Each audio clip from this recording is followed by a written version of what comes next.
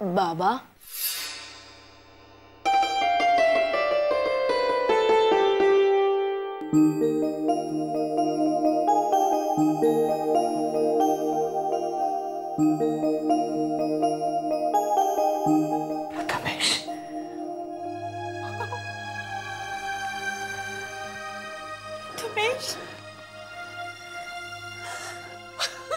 आई बाबा तुम्ही बोला ना माझ्याशी, मला खूप बोलायचंय, खूप काही सांगायचंय तुम्हाला।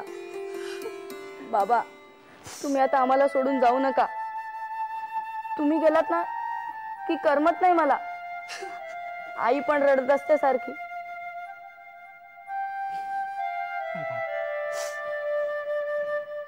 आता मी तुम्हाला सोडून कुठेही जाणार नाहीये।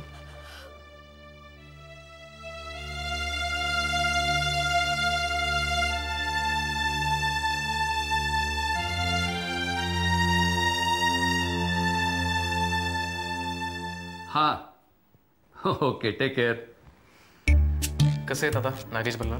बराच बरं आहे। काका एक विचारू, हे नागेश बल्लाळ नक्की कोण आहे? नागेश बल्लाळ माझा असिस्टंट आहे।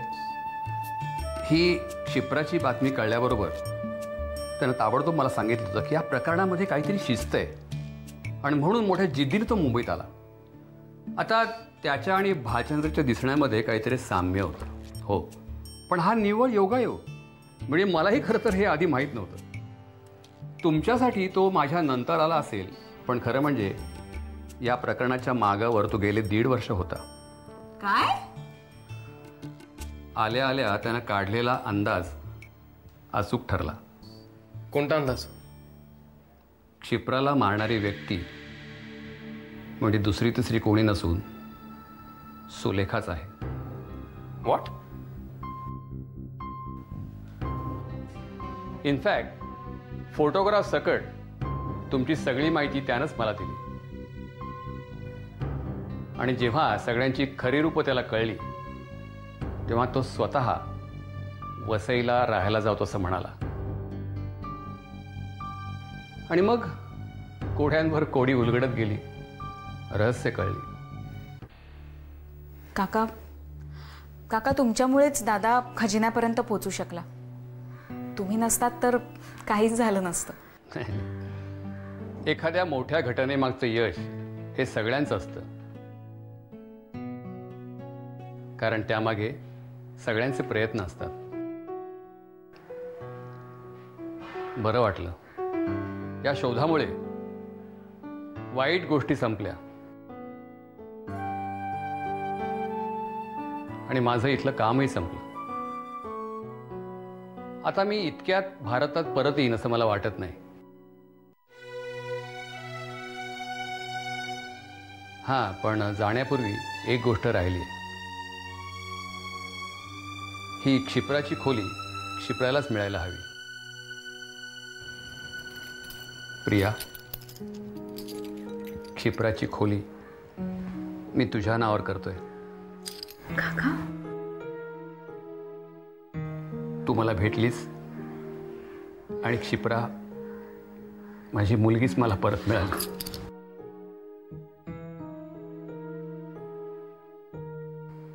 आता माझ्या मुलीला तिचा स्वप्नील मिळायला नको का?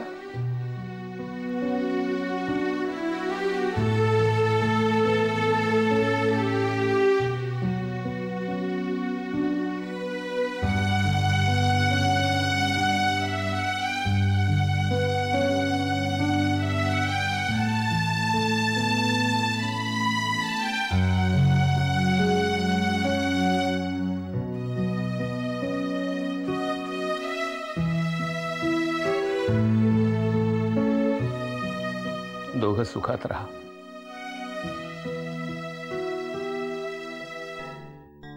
आज बऱ्याच दिवसांनी शांत झोप लागली तिला।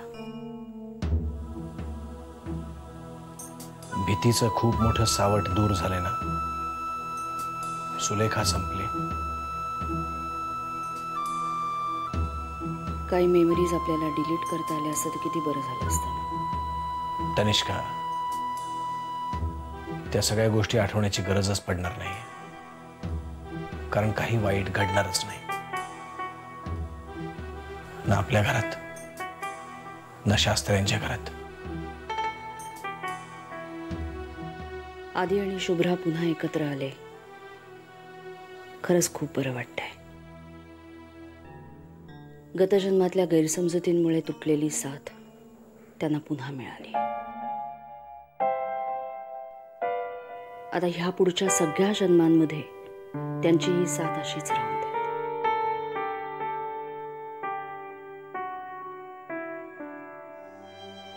आणि तुलाही पुढच्या जन्मामध्ये समजूतदार बायको मिळून दे.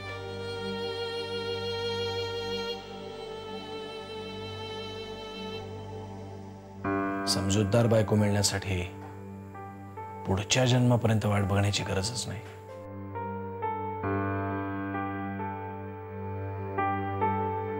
मला माझी समजूतदार बायको याच जन्मात मिळाली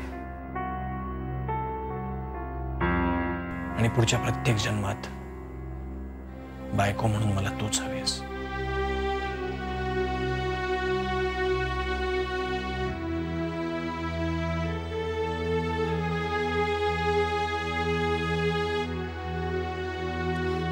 बाबा, आई, काय झालं ग? एक स्वप्न पडलं. कसलं? पुढच्या जन्मात सुद्धा तुम्ही दोघं एकत्रच होतात आणि एका फोटोमध्ये ना तुम्ही, आई आणि मी सुद्धा होते तुमच्या बरोबर. काय अर्थ काय असेल या स्वप्नाचा? बाळा, मी सांगते हा. पिऊ बाळा, या स्वप्नाचा अर्थ इतकाच आहे की या आणि पुढच्या प्रत्येक जन्मात तू आमच्या बरोबर असणारस. बरोबर?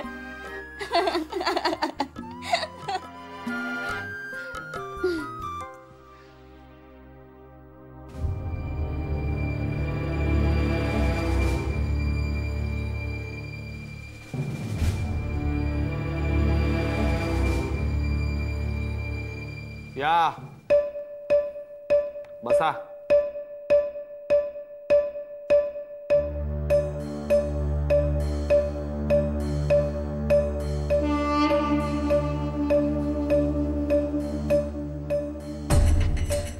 वा, बरं वाटलं तुम्हाला दोघांना एकत्र बघून.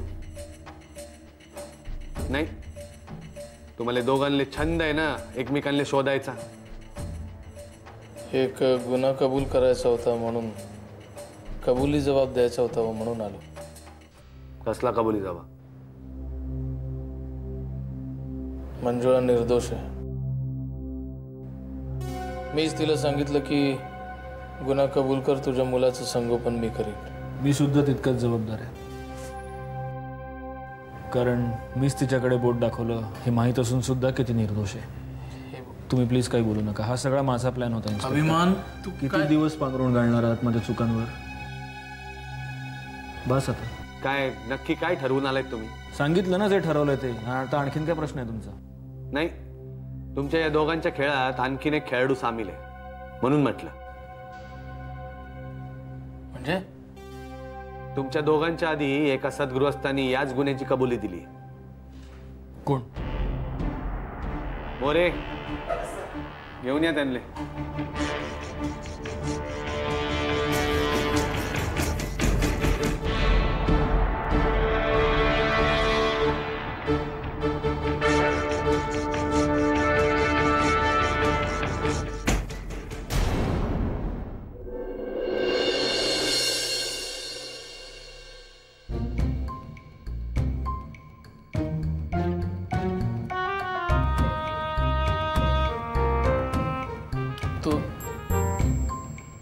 तू इथे कशाला आलायस? नाव परमेश्वर आहे म्हणून जळीस्थळी काष्टी पाषाणी तुला असलंच पाहिजे का? कशाला आलास इकडे? मला माहित होतं आजही तुम्ही येताना मला बरोबर घेऊन येणार नाहीत.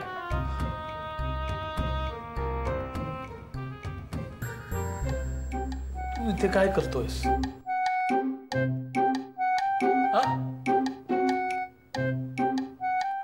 तुझं नाव परमेश्वर आहे म्हणून जळी स्थळी काष्टी पाषाणी तुला असलंच पाहिजे का? म्हणूनच तुम्ही याच्या अगोदर मीच हजर झालो. पण तू हे काय करतोयस परमेश्वर काका? अरे तू माझं पाप तुझ्या डोक्यावर का घेतोय? हे पाप तुझं नाहीये, माझं पाप आहे ते. मी त्या मुलीला सांगितलं होतं. नाही साहेब, नीट आठवा. त्या वॉचमनला पहिला मी भेटलो, त्या मंजुळाला देखील मीच भेटलो. हो, पण तिला ओळखलं आधी मीच ना. पण तुम्ही दोघांनी मी सांगितलं म्हणून ते सगळं केलं ना. खरा गुन्हेगार मी आहे बघ. हे ईश्वरा सर्वांना चांगली बुद्धी दे, आरोग्य दे. हे ईश्वरा सर्वांना चांगली बुद्धी दे, आरोग्य दे. सर्वांना सुखात आनंदात ऐश्वर्यात ठेव. सर्वांना सुखात आनंदात ऐश्वर्यात ठेव. सर्वांचं भलं कर, कल्याण कर, रक्षण कर. सर्वांचं भलं कर, कल्याण कर, रक्षण कर. आणि तुझे गोड नाम मुखात अखंड राहू दे. आणि तुझे गोड नाम मुखात अखंड राहू दे.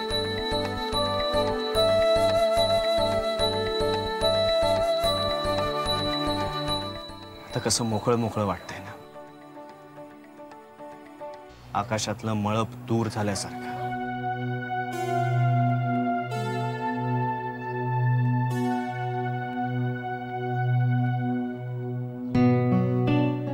काय बघताय? कित्येक दिवसामध्ये या डोळ्यात तेज पाहिलंच नव्हतं. सारखी भीती दिसायची, काळजी, टेन्शन, बस. पण आता ते तेज पुन्हा दिसायला लागले.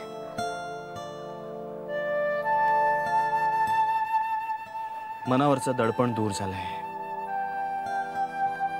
आता कुठलाही गुंता त्रास देत नाहीये. सगळं कसं स्वच्छ, सरळ.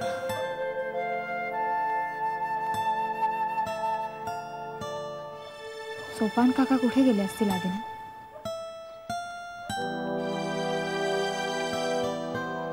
तेही एक रहस्यच आहे.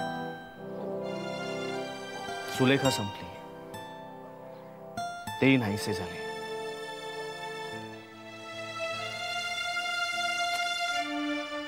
जाऊ दे ना. आता वाईट लोकांचे विचार आपण मनातनं काढून टाकूया.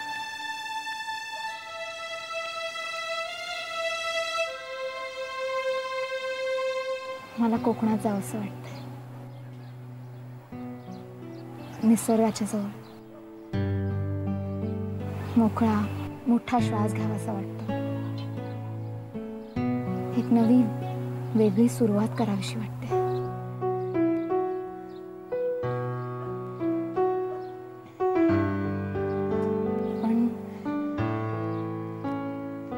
पण काय शोभा, आता पण काय, सगळं सुरळीत होणार आहे. गतजन्मातला शोध संपला, सूड संपला आणि सुलेखाही संपली. नाश होणारच असेल तर शत्रूचा नाही, त्याच्या मनातल्या शत्रुत्वाच्या भावनेचा नाश होऊ दे. शत्रू संपला आदिनाथ, पण शत्रुत्व, खरंच शत्रुत्व संपलं असेल?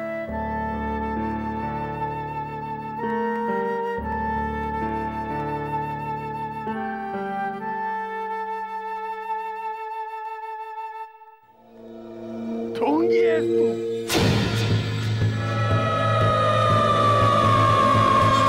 खोटी आहेस तू. कुठे गेली तुझी ताकद? काय झाली तुझी शक्ती? बोल, अगं बोल. विश्वास ठेवा. आणि माझी इंदुमती गेली गेल्या जन्मात आणि या जन्मात सुद्धा. आता तुझ्यावर माझा विश्वास नाही, तुझ्यावर माझा विश्वास नाही. मी तुला आता काढून टाकतो. थांब सोपान्या.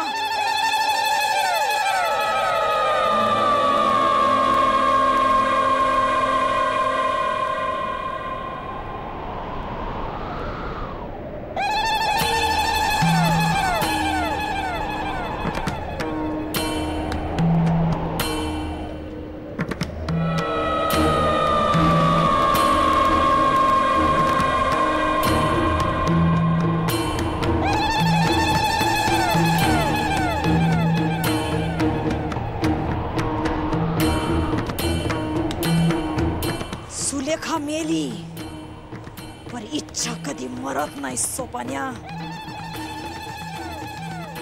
ती चितीच राहते.